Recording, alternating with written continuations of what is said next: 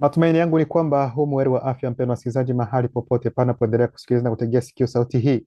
Hii ni sauti ya ndugu yenu Imani Nchimbwa katika siri ya mambo yaliyofichika, na kwa ruhusa yake Loba Tite na tena mbele zenu, wapendwa wasikilizaji, na kipindi na mada hii ambayo tayari mzaliwa wa pili Zulula San ameshatoa kwetu, nami kama kawaida naja kwenu kuu katika lugha ya Kiswahili. Ndugu zangu, kama gizi mnavyoona, tema ya siku ya leo inahusu mwana kondoo aliyeuawa na Habili alikuwa nani? Hiyo ndio tema, ni mada ambayo itasisimua sana, ni mada ambayo walio wengi mtapata ufunuo wa kutosha, maana kuna mafundisho mengi ambayo yameongelewa kuhusiana na huyu wanayeita Abeli. Unapoongelea kuhusiana na Kaini, lazima ugusi pia Abeli, kwa sababu kuna mambo ambayo yaliyotendeka. Na mkienda kutafuta kwa mfano kwenye mitandao ya kijamii, mkiandika kwa mfano kuhusiana na Abeli, kwa mfano zabihu ya Abeli, watawaonyesha kwamba alikuwa ni mwanaume ambaye ni mzungu, ambaye yuko karibu na mwanakondoo, mambo kama hayo. Kama kawaida yao kubadilisha historia, lakini tunawaambia kila mara kwamba historia yote ya Biblia hiyo mnayoiona ni historia ya watu weusi ambao wazungu walibadilisha, walitaka kuibadilisha ili iwe ya kwao, lakini kwa sababu Luba kupitia neno lake ameruhusu kwamba wakati huu mwanaye aje na atufunulie yote ambayo tuko naye mzaliwa wa pili, na huu ndio urejesho sasa wa historia ya mtu mweusi kama gisi ulivyokuwa. Na wale ambao wanaogopa, hamna haja ya kuogopa ndugu zangu, basi nawaombeni mfuatilie, mchunguze, na mtakuja kuona kwamba yote tunayozungumza ni ukweli kwa 100%. Msiogope. Acheni na hao wanaosema siku za mwisho no, tumieni busara. Hakuna kwamba mnakuja kushikwa kinguvu, kwamba tunaongea kwamba msifikirie. No, hapana. Hatuko kama dini, tunakazwa kuamini kitu ambacho hatuna hata uhakika nacho, ambacho hatujafikiria hata. Lakini hapa ukweli unaomba utumie akili pia na busara uliopewa na yule ambaye unahita kwa jina la Mungu aza muumba. Mkisoma katika kitabu cha Mwanzo sura yake ya 4 ndani ya Biblia za kisasa, wanaongelea kuhusiana na hadithi hiyo ya Abeli, ya Kaini na Abeli, na zaidi sana wanapogusia kuhusiana na Abeli ambaye alitoa dhabihu yake kwa Yehova Elohim El Shaddai, Mwenyezi Mungu, Mungu wa mabwana, Mungu wa majeshi, kama gisi mnavyomuita kwa kila aina yote ile ya dini, maana ili swala katika dini mbalimbali litakuwa limetendeka. Na wale wanaojiita kwamba ni wachungaji, mitume, manabii, sijui wa prophet, bishop, ambao wanajiita lakini hawakuchaguliwa na hawajui wanachokifanya, wako pale tu kuzubaisha watu, kulalisha watu, ili watu wapate kufariki kifo hicho cha kiroho, ili waende kupita kwenye hukumu, maana ukweli haumo ndani yao. Ukweli umesimama hapa ndugu zangu, ukweli hauko sehemu zingine. Kweli ni moja, sio mbili, sio tatu, kweli ni moja, na kweli ndio hii ambayo inasimama hapa, inayotoka kwa mdomo wa mzaliwa wa pili. Ndio maana mnukuu, maana mimi pia ni mwanafunzi kama gisi mlivyo nanyi pia. Watakuja kusema kwamba Abeli alikuwa kwamba ni uwakilishi au za taswira ya huyu watakayeita Yehoshua Amashi, ya Yesu wa Nazareti, ya Yesu Isa mwana wa Mariam, mambo kama hayo, kwamba Abeli kwamba aliwakilisha Kristo kutokana na dhabihu aliyoitoa kwa Yehova Yahweh Elohim El Shaddai. Tutazunguka kwanza ndani ya Biblia za kisasa, nasi tutaenda kuwapa utambulisho wa mwana kondoo huyo aliuawa na Abeli. Tutaenda kuongea kuhusiana na jina lake, aliitwa nani, maana unaposema mwana kondoo, ni mwana kondoo, lakini sio jina lake, yani ni jina la kundi la wanyama fulani, lakini ana jina lake maalum. Mtaenda kujua jina lake pia kwa wale ambao bado hawajajua. Na swali ambalo tunajiuliza na tujiulize na nyinyi ambao ni waandishi aidha wasomi wa Biblia za kisasa, hivi Abeli ambaye anaitwa Abeli ndani ya Biblia za kisasa alitoa dhabihu ya mwana kondoo mmoja aidha ya wana kondoo? Hili ndio swali ambalo kwanza ni muhimu. Kabla ya kuendelea, lazima tujiulize, huyu Abeli aliua aidha alitoa dhabihu, alitoa sadaka, alitoa tambiko ya mwanakondoo mmoja aidha wanakondoo wengi? Kwa hiyo tunaenda kwanza kuvunja kwanza hiyo nadharia aidha hilo fundisho linalotaka kwamba Abeli awe taswira ya Yesu, Yehova, Yehoshua Hamashia. Maana wanaofikiri hivi kwamba Abeli anawakilisha kwamba huyu ni huyu Yesu, tutaenda kuonyesha kwanza hata ndani ya Biblia za kisasa kwamba hilo fundisho si nzuri, ni la uongo na si nzuri kabisa hata kuweka katika ufahamu wenu. Kwa nini? Kwa sababu kitabu cha Waebrania sura yake ya 12 mstari wa 24 inasema, mmefika kwa Yesu ambaye ni mpatanishi katika agano jipya, na ambaye damu yake iliyomwagika inasema mambo mema kuliko ile ya nani? Kuliko ile ya Abeli. Kwa hiyo hawawezi kuja kuwaelezea watu kwamba Abeli ni taswira ya huyu atakayeita Yesu, aweza Abeli aliwakilisha huyu atakayeita Yesu, wakati kitabu cha Waebrania sura ya 12 mstari wa 24 wanafanya utengano kati ya Yesu na Abeli na kuonyesha kwamba yeye alikuwa muhimu kuliko huyo Abeli. Kwa hiyo hawezi kuwa kweli kweli taswira yake. Kwa hiyo kabla ya kuwapa kwanza utambulisho wa mwana kondoo, aliitwa nani na namna gani alivyouawa, maana lazima tuongee mambo yote ndani. Aliuawa namna gani? Ni nini kilitokea? Je, waliongea kabla ya kuuawa kwake? Waliongea na huyu wanayeita Abeli? Haya yote mtaenda kuyapata hapa kwa siku ya leo. Tutaenda kuonyesha kwanza mikanganyiko na makosa yaliyo ndani ya Biblia kuhusiana na tema hii ambayo tunaenda kuigusia. Ndio maana tunapoenda katika kitabu cha Mwanzo sura ya 4 mstari wa 4 inasema, naye Abeli akamtolea Mungu sadaka ya wazawa wa kwanza wa kondoo wake na nyama nono. Nasimama kwanza hapa, alafu tunaingia ndani. Hapa wanawaambia kwamba Abeli alimtolea Mungu sadaka ya wazawa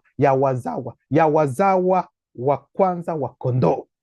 Maana yake hakutoa mwana kondoo mmoja kwa Yehova, kwa Yahweh Elohim El Shaddai, hapana, bali walikuwa ni wana kondoo wengi aliowatoa. Sio mimi ninayesema, ni kitabu cha Biblia kwenye tafsiri karibu zote zinaongea hivi. Sasa inatokea wapi? Wanaonyesha kwamba Abeli yuko katika kutoa zabihu. Watakuja kuonyesha kwamba ni aweza sabihu, aweza tambiko, kwa maana ndio hivi inavyoandikwa ndani ya Biblia za kisasa. Wanaonyesha kwamba ni mnyama mmoja ambaye anatoa zabihu, anaotoa tambiko, anatoa kafara, anatoa sadaka ya damu. Kwa nini? Wakati tumesoma hapa kwamba hakuchinja mnyama mmoja, sio wawili, yani wengi tu, kwa sababu nao pia alikuwa na wanyama wengi, yani alikuwa na kondoo wengi ambao waliozaa watoto. Kwa hiyo muelewe hapa ndani ya Biblia za kisasa, Abeli hakuchinja mwana kondoo mmoja, bali walikuwa wengi, na tutaenda tena kuyadhibitisha katika maandiko mengine, katika maandiko mengine mtaenda kuelewa. Sasa na wengine watafikiri kwamba mwanakondoo ambaye Abeli aliyeua, ambaye alitoa kama dhabihu kwamba atawakilisha Yesu. Ndivyo wengine wanavyosema kwamba yule mwanakondoo ambaye waliyeua, ambaye Abeli aliua, kwamba atawakilisha Yesu pia. Ikiwa tunakubali kwamba mwanakondoo ambaye Abeli aliua kwamba atawakilisha huyu mwanayeita Yesu, kwa hiyo mpate kukubali pia kwamba kuna wa Yesu wengi. Kwa nini? Kwa sababu Abeli hakutoa mwana kondoo mmoja, bali ndani ya Biblia za kisasa alitoa wanakondoo wengi kama dhabihu ya kumpendeza huyu Yehova Elohim El Shaddai, Mwenyezi Mungu Bwana wa majeshi. Nafikiri hapa mnaweza mkarudilia kusoma, naye Abeli akamtolea Mungu sadaka ya wazawa wa kwanza wa kondoo wake na nyama nono, yaani na nyama ambayo inanona, ili ampatie nani? Mungu. Mwenyezi Mungu akapendezwa na Abeli na tambiko yake. Kwa hiyo wanawaambia kwamba Mungu alipendezwa na tambiko ya Abeli, alipendezwa na kafara aliyoitoa Abeli. Mungu alifurahia kile alichokifanya Abeli, kuchinja wanakondoo, kumwaga damu ambao wanalia wakati wanapochinjwa. Hicho kitendo pia kwake Mungu kimepita tu, hakuna tatizo lolote. Kwa hiyo kitendo cha kuua hao na kumpatia yeye Mungu sadaka, yani Mungu anafurahia, anasema umefanya vizuri Abeli. Sio mimi ndio nimesema, ndivyo tunavyosoma hapa. Sasa kwa nini Mungu huyu atakayeita Mungu Yehova Elohim El Shaddai, tunapoangalia upande wa Kaini, kwa nini sasa hakukubali sadaka ya Kaini?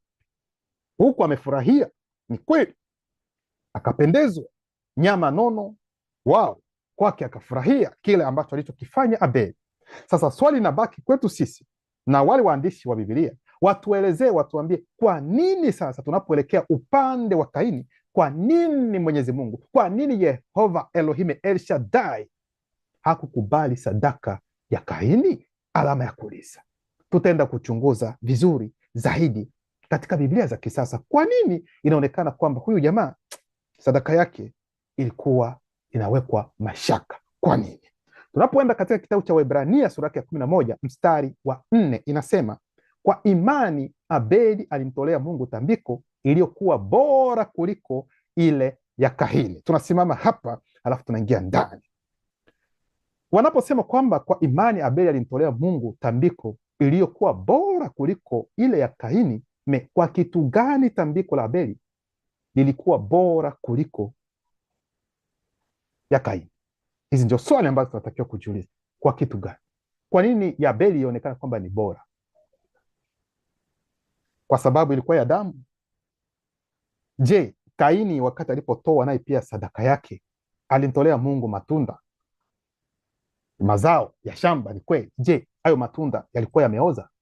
Haijaandikwa ndani ya Biblia kwamba matunda hayo yalikuwa yameoza. Aidha wengine watafikiri labda alitoa lakini alikuwa bado hayajahiva, na kwa Mungu hivyo labda sio vizuri. Hilo pia alijaandikwa. Sasa tatizo la sadaka ya Kaini ni ipi? Hilo tatizo ni lipi? Sisi hadi muda huu wana Biblia wanatuacha na swali, wanasema tu kwamba Mungu hakufurahia, lakini sababu ya kutokufurahia kwake hiyo sadaka ni ipi? Hadi muda huu hakuna taarifa yoyote. Mnaona ndugu zangu? Kwa hiyo haya yote hawawaambii kitu chochote, kwa sababu wanachokiandika hawajui wanaandika kitu gani. Hawajui kwa nini wanaandika mambo kama haya, na kwa sababu wanajua watu watakaposoma watakubali tu hata bila kujiuliza, basi wataandika kile ambacho wanajihisi na watu watakubali tu, watakubaliana mawazo yao. Sisi tunaendelea. Lazima tujue tatizo ni nini hasa, ili kwamba sadaka aliyoitoa Kaini ipate kuchukuliwa kwamba si sadaka nzuri, bali ubora wa sadaka ya Abeli labda ni kwa sababu ilikuwa na wanyama ambao wako wananona, kwa sababu Mungu anapenda wale ambao wananona wale, maana watakapounguzwa harufu itapanda hadi kwenye mapua, atasikia harufu atasema labda ndio hicho, ndio maana iko bora zaidi. Lakini kwa nini ya Kaini haijaongelewa chochote? Hilo hatuna taarifa yoyote kuhusiana na hilo. Kwa maana kwa imani Abeli alimtolea Mungu tambiko iliyokuwa bora kuliko ile ya Kaini. Kwa imani yake alikubaliwa na Mungu kuwa mwadilifu. Mungu mwenyewe alizikubali sadaka zake. Za nani? Za huyu watakayeita Abeli, ili kuambia kwamba kweli kweli tulichokiongea sio uongo, kwamba hakuua mnyama mmoja, bali walikuwa ni wengi ambao walitoa kama kafara, kama tambiko, kama sadaka ya damu. Kwa imani yake, ingawa alikufa, bado ananena. Kwa hiyo tumeelewa vizuri kwamba huyo Mungu alipokea sadaka za Abeli, na zilikuwa ni nyingi, yani walikuwa ni wana kondoo wengi. Kwa hiyo Mungu alikubali sadaka ya umwangaji damu ya Abeli, lakini ya Kaini alikataa. Hakupendezwa hata kuangalia. Kwa hiyo amependezwa na tambiko hiyo, tambiko, kwa sababu hata ndani ya Biblia tafsiri habari njema, kuliko kusema hata sadaka zabihu, wanatumia kwamba ni tambiko alilompatia Mungu, alilofanya kwa Mungu. Ndio maana mnapoenda sasa katika kitabu cha Zaburi sura ya 51 mstari wa 16 wanakuja kusema kwamba kwa kweli wewe hupendezwi na tambiko. Huyu anayeongea hapa anaongea kuhusiana na Mungu, kwamba Mungu hapendezwi na tambiko. Nasimama kwanza hapa kwenye kituo na nasema kwamba huu ni uongo. Sio mimi ndio nafanya nini, sio mimi ndio naongea uongo, lakini kinachoongelewa hapa si ukweli. Anaposema kwamba Zaburi ya 51:16 kwamba kwa kweli wewe hupendezwi na tambiko, anapoelezea Mungu, huyu anamdanganyia Mungu, kwa sababu tumeona tayari Mungu amependezwa na tambiko ya nani? Ya Abeli aliyoitoa. Sasa namna gani waje kusema katika Zaburi ya 51:16 kwamba Mungu hapendezwi yeye? Kwa kweli wewe hupendezwi na tambiko, ama sivyo mimi ningalikutolea. Kwamba ingelikuwa kwamba wewe unapendezwa na tambiko, mimi ningekutolea, Sasa huyu alikuwa wapi? Je, hakusoma Agano la Kale kila alichokifanya Abeli, kwamba alitoa tambiko na Mungu akafurahia? Hakusoma kuhusiana na Nuhu? Nuhu baada ya kutoka katika gharika, katika safina, alitoa tambiko na Mungu akafurahia. Sasa huyu ni wa wapi huyu, ambaye anasema kwamba Mungu hapendezwi, yeye hataki mambo ya nani, ya tambiko? Wewe huna haja na tambiko za kuteketezwa. Huu si ukweli. Mungu ana haja ya tambiko za kuteketezwa. Tusidanganyane. Hata katika kipindi cha kina Walawi, wakina Haruni, wakina Musa, haya mambo yalitendeka, ya matambiko yalitendeka, na Mungu alikuwa na sapoti hayo.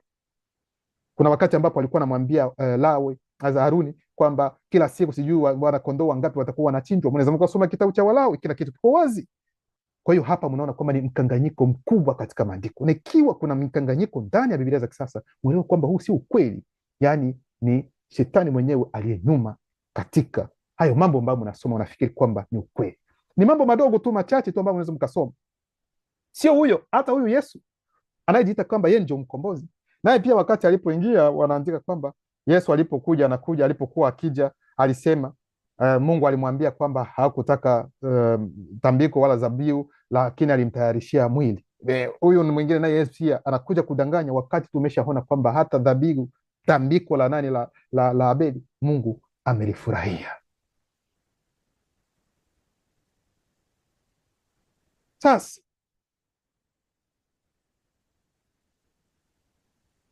tunaporudi kwenye kitabu cha Mwanzo sura yake ya 4 mstari wa 5, inasema lakini hakupendezwa na Kaini wala na tambiko yake, basi Kaini akakasirika sana na uso wake ukakunjamana. Tunasimama hapa. Kwa nini tambiko ya Kaini haikukubaliwa na Mwenyezi Mungu? Hili ndio swali ambalo tunajiuliza hadi muda wote hatujapata jibu. Ndio maana tunaingia katika vitabu ili tuone kweli kweli angalau ni nini ambacho kinafanya kwamba kijana wa watu hapati kukataliwa tambiko lake za sadaka yake. Kitabu cha Yohana wa kwanza sura yake ya 3 mstari wa 12 inasema, tusiwe kama Kaini ambaye kwa kuongozwa na yule mwovu alimuua ndugu yake. Na kwa nini alimuua? Kwa sababu matendo yake yalikuwa maovu, lakini yale ya ndugu yake yalikuwa mema. Tunaanza sasa kupata picha kidogo. Wanawambia kwamba Kaini alimuua Abeli.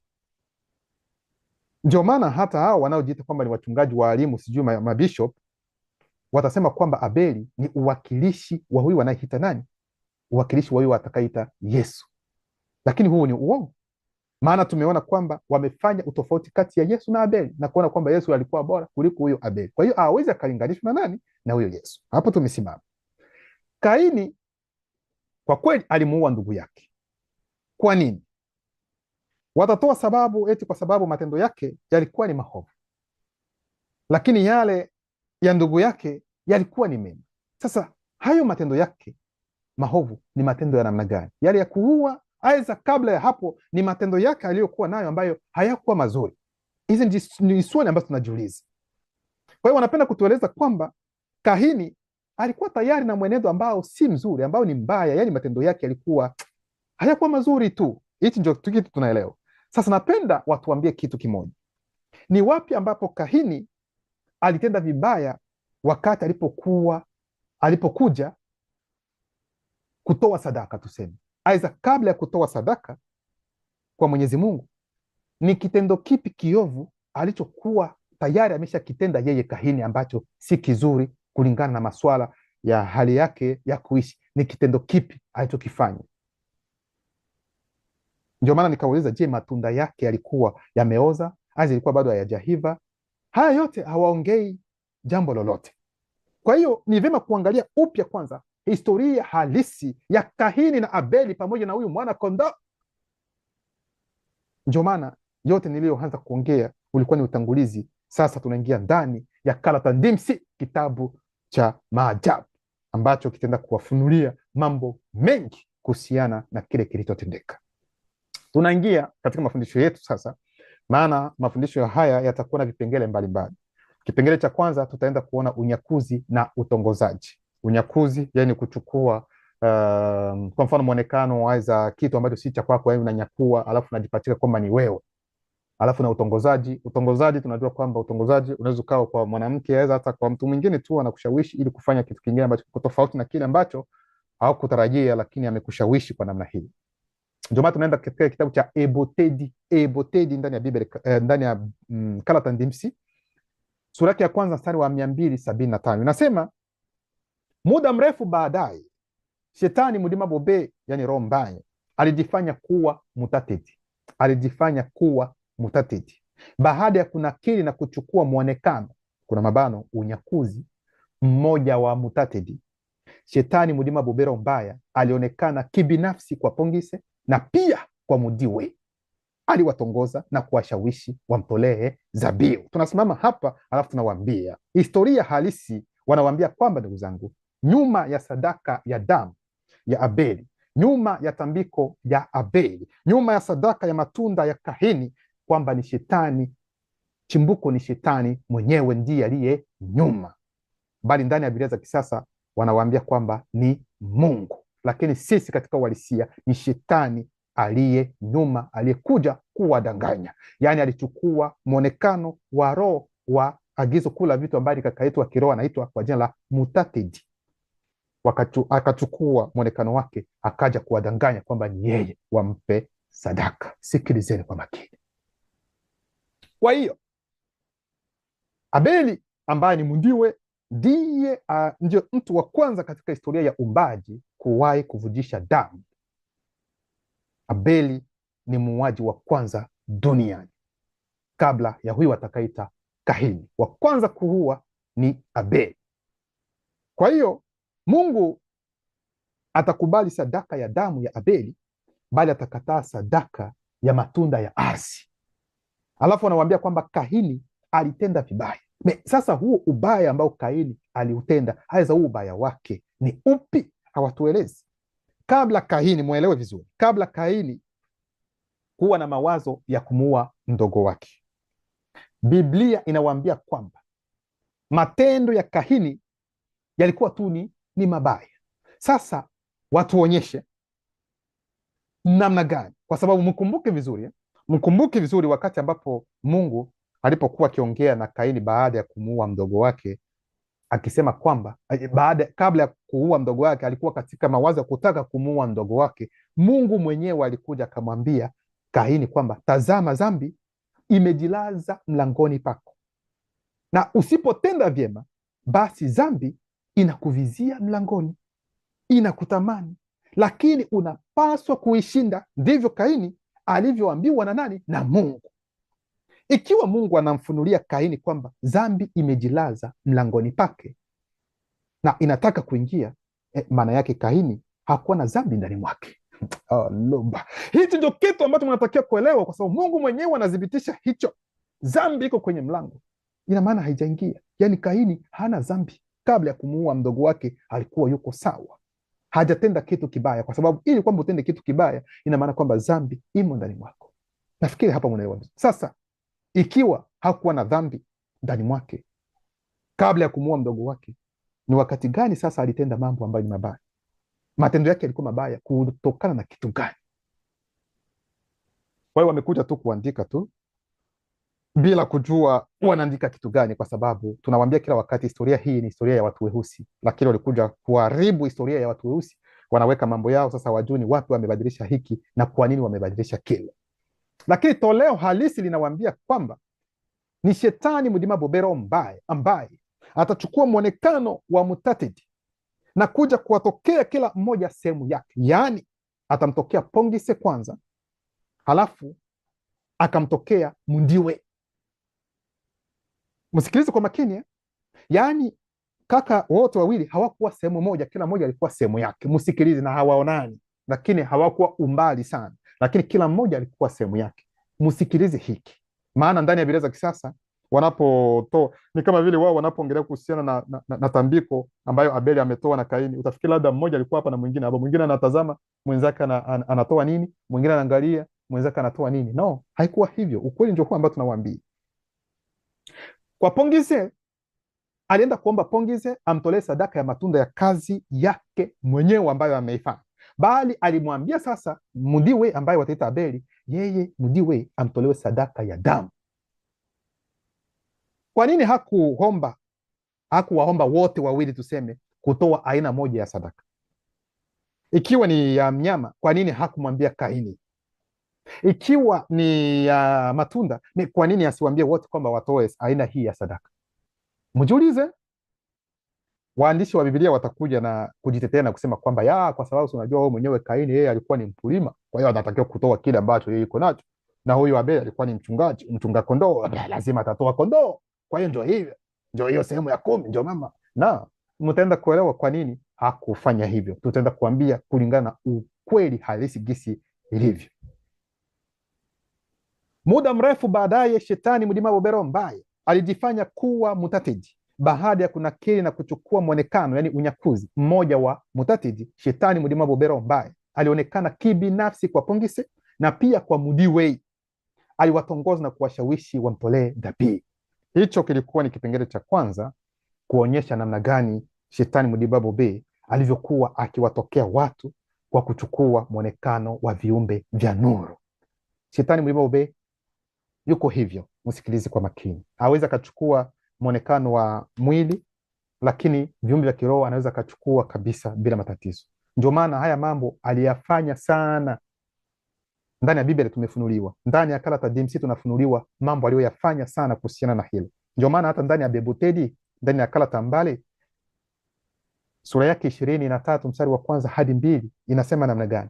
Baada ya matukio haya, shetani Mlima Bobero mbaye alichukua mwonekano wa mutatiji, ambaye pamoja na walinzi wawili walimtokea Sango karibu na miti mikubwa mitakatifu katika mkoa wa Mbenge, yani magharibi wa Wase Mutunga, yani Afrika ya Kati, kuelekea mlima wa miungu kuna mabano roho za agizo kuu la vitu, wakati Sango akiketi kwenye mlango wa hema lake wakati wa joto la mchana.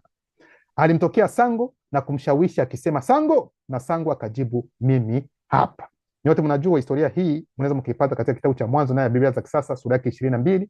Hapo mtaona kwamba ni Mungu anayekuja kumjaribu nani? Abrahamu, kwa kumwambia kwamba amtolee mwana wake wa pekee, kwamba ni Isaka. Na tunajua kwamba mwana wa pekee Isaka, Abrahamu hakuwa na mwana wa pekee, maana alikuwa na Ismaili na alikuwa na Isaka. Kwa hiyo unaposema mtoto wa pekee za mwana wa pekee, ni mtoto mmoja. Wengine watasema ni mtoto wa pekee kuhusiana na ahadi. Mtuachie mambo yenu ambayo hamjui yako namna gani.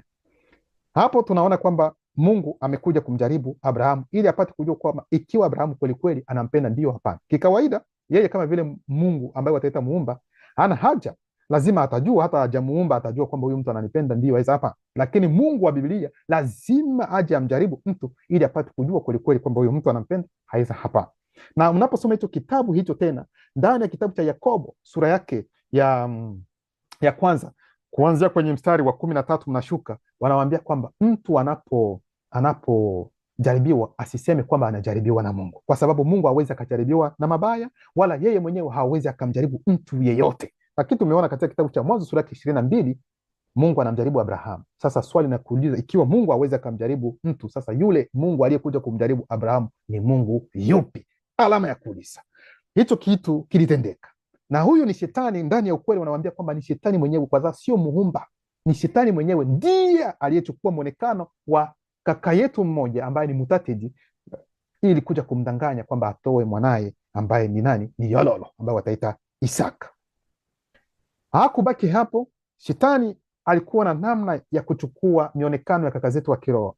Wakati huu atamtokea Eyume ambaye alikuwa ni mama wa Kristo, ambaye wataita Maria sijui mama wa Yesu, lakini hapa tunaongelea Eyume ambaye alikuwa ni Mweusi, mama wa Kristo, ambaye ni mama wa Jokisab katika hali inayoonekana.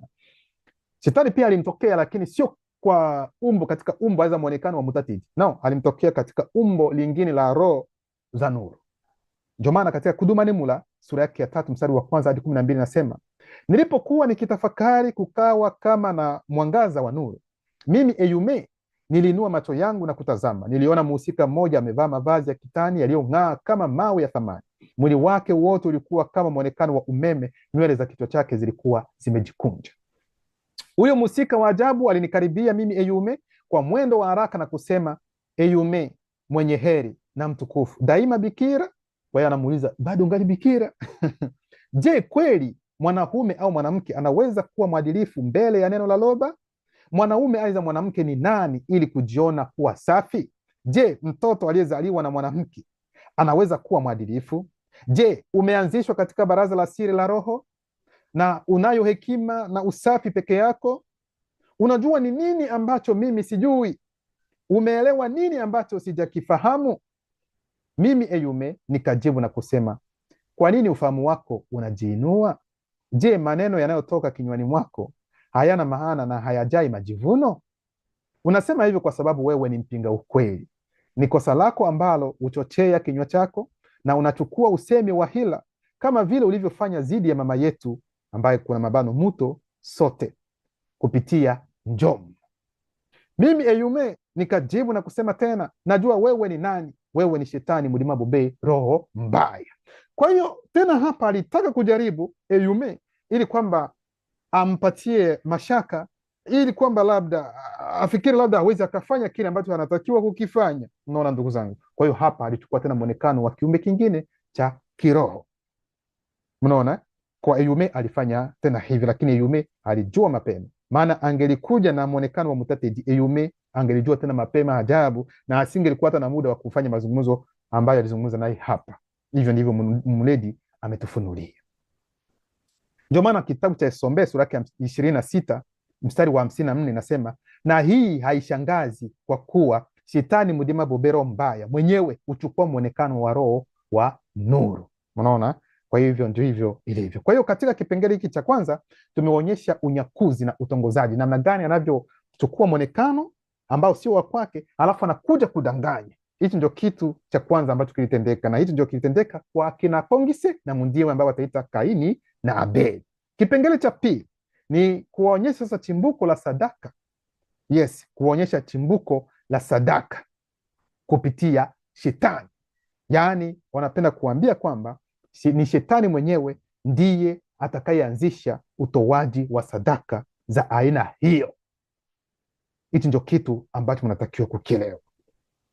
Wao watatoa katika Biblia za kisasa, watatoa shetani, wataweka kwamba ni Mungu ndiye anayeomba nini? Anayeomba sadaka. Lakini sisi tunajua kwamba ni shetani ndiye aliye hapa. Ndio maana mtaelewa kwamba hapa kuna mchezo ambao wanawachezea. Huyu watakaita Mungu na shetani